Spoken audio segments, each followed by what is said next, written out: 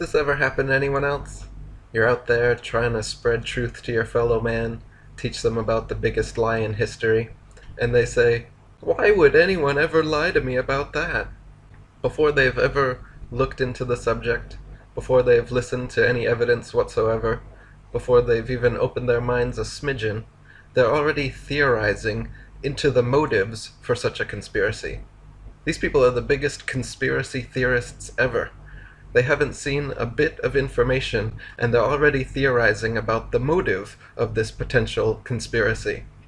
It's like somebody walking into a homicide in their house, blood all over the walls, corpses, smells to high heaven, dead bodies on the ground.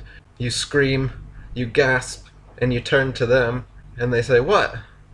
You say, "Well, there's been a murder here. This is gruesome. This is bloody. This is terrible. This is disgusting. This is awful. Are you looking at this? Do you see this?" And they say, "I don't see it. Why? Why would there be a murder here? What do you... Why? Why do you think there's been a murder? What would be the motive for someone to murder someone in my apartment?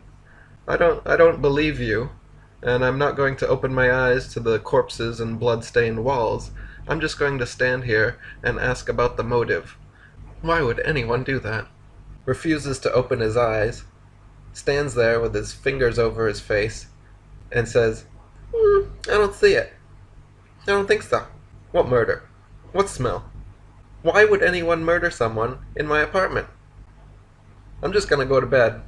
He lays down in the bed, moves the dead corpses to the side, blood all over his hands, sucks his thumb and goes right to sleep thinking, "Oh, even if it was flat, it doesn't affect my life at all." Lays in a pool of somebody else's blood. "Oh, night. Yeah.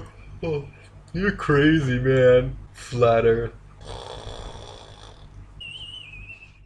Can you imagine if you were a police cadet making this rookie mistake as you happened upon your first crime scene? Before investigating even a little bit, you start asking your officer in charge, what might the motive be? He's busy gathering evidence. He's busy putting evidence in plastic bags, brushing fingerprints. Meanwhile, you're behind him, poking him in the shoulder, asking why, like a little 3-year-old child. But why? Incapable of looking at physical evidence, unable to suspend your disbelief for even a second, unable to critically think, to be skeptical of the establishment worldview long enough to look at the facts and evidence before wondering about your crazy conspiracy theory motive. See, this is the funny part. I'm giving you conspiracy facts, but you'd rather entertain your anti-conspiracy theory of how nobody would have a motive to lie about the shape of the Earth. Well, sorry, I'm not a conspiracy theorist like you people who refuse to look at evidence. I'm a conspiracy realist who's seen the evidence and is aware of the fact that the Earth is flat and motionless. And continuing to whine about the why is just your defense mechanism.